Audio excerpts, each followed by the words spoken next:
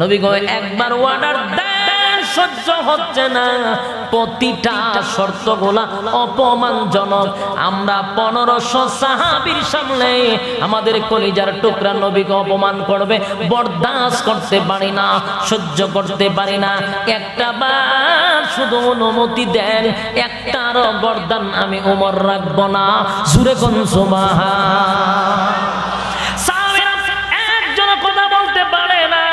হযরত উমরের সাহস বেশি, তাই সাহস নিয়ে কথাগুলি বলছে। কিন্তু আল্লাহর নবী বলে, উমর রে, যুদ্ধ করার জন্য আমি নবী আসি না, যুদ্ধ করার জন্য আসি নাই, যুদ্ধ করার জন্য আসি নাই। ওমর শান্ত হও, উমর শান্ত হও। আল্লাহর নবী ওমরকে শান্ত করেন।